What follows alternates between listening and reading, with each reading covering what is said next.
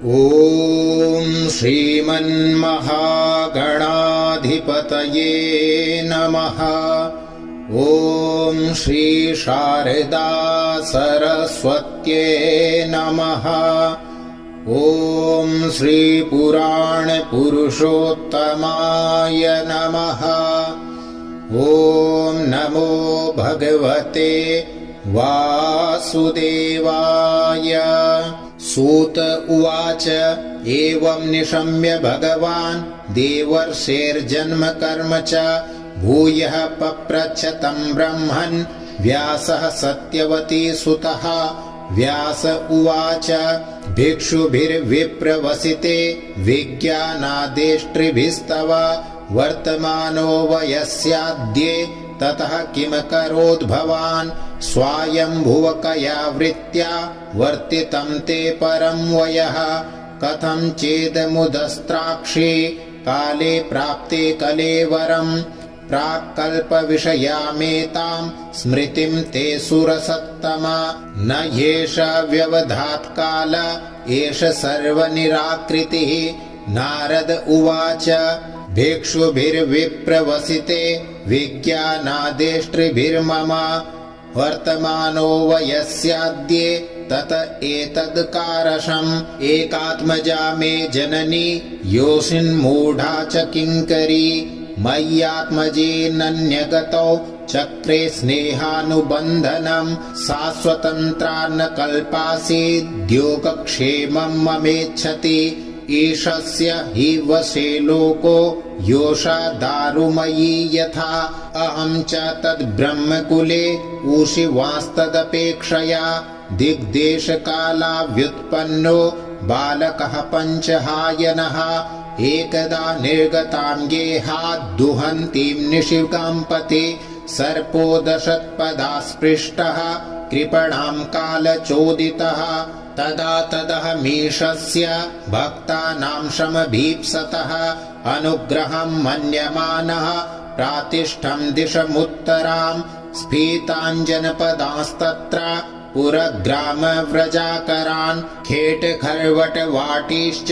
वनान्युपवनानि च चित्रधातु विचित्राद्रि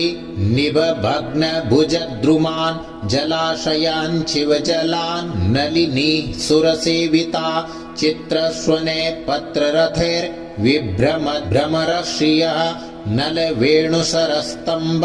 कुशकीचकगह्वरम् एक एवाति यातोह मद्राक्षं विपिनं महत् घोरं प्रतिभयाकारं व्यालोलूकशिवाजिरं परिश्रान्तेन्द्रियात्माहं त्रिट्परीतो बुभुक्षितः स्नात्वा पीत्वा हृदे नद्या उपस्पृष्टो गतश्रमः तस्मिन् निर्मनुजेरण्ये पिप्पलोपस्थ आस्थितः आत्मनात्मानमात्मस्थं यथा श्रुतमचिन्तयन् ध्यायतश्चरणाम्भोजं भावनिर्जितचेतसा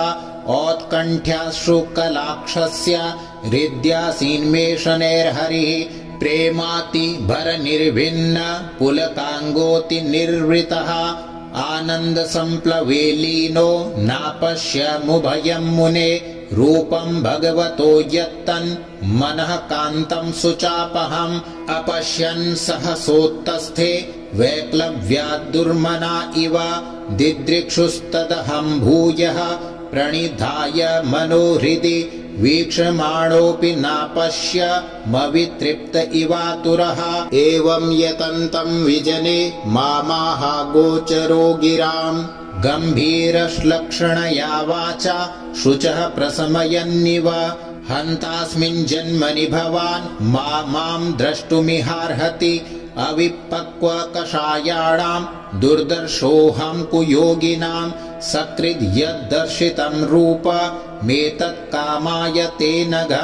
मत्कामः शनकै साधुः सर्वान् मुञ्चति हृच्छयान् सत्सेवया दीर्घया ते जाता मयि दृढा मतिः हित्वा वद्यमिमं लोकं गन्ता मज्जनतामसि मतिर्मयि निबद्धेयं न विपद्येत कर्हिचित् प्रजासर्गनिरोधेऽपि स्मृतिश्च मदनुग्रहात् एतावदुक्तोपरराम तन्महद् भूतं नभो लिङ्गमलिङ्गमीश्वरम् अहं च तस्मै महतां महीयसे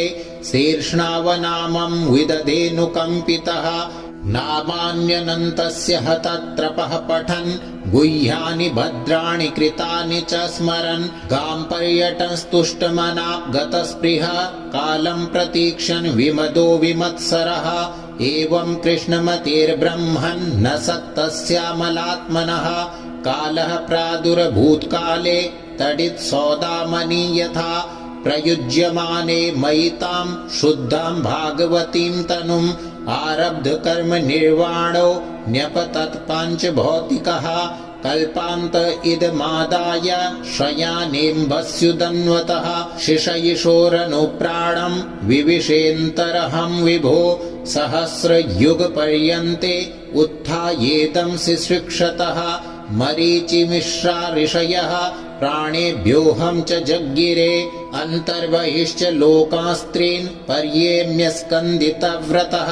अनुग्रहान् महाविष्णो रविघातगतिः क्वचित् देवदत्तामिमां वीणां स्वरब्रह्म विभूषितां मूर्छयित्वा हरिकथां गायमानश्चराम्यहं प्रगायतः स्ववीर्याणि तीर्थपादः प्रियः श्रवा आहूत इव मे शीघ्रं दर्शनं याति चेतसि एतद्ध्यातुरचित्तानां मात्रा स्पर्शेच्छया मुहुः भवसिन्धुप्लवो दृष्टो हरिचर्यानुवर्णनं यमादिभिर्योगपथे कामलोभ हतो मुहुः मुकुन्द सेवया यद्वत् तथात्माद्धानशाम्यति सर्वं तदिदमाख्यातं यत्पृष्टोऽहं त्वया नघ जन्म कर्म रहस्यं मे भवतश्चात्मतोषणम् सूत उवाच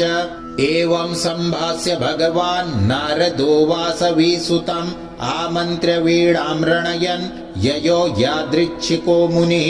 अहो देवर्षि धन्योऽयं यत्कीर्तिं साङ्गधन्वनः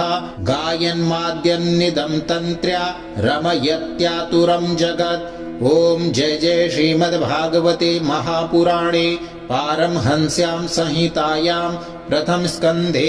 व्यासनारदसंवादे षष्ठोपारायणः। ॐ नमो भगवते वासुदेवाय।